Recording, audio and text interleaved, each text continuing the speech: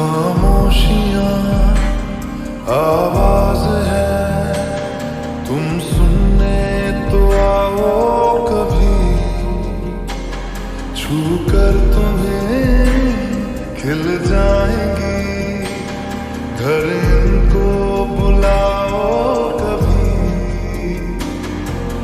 बेकरार है बात करने को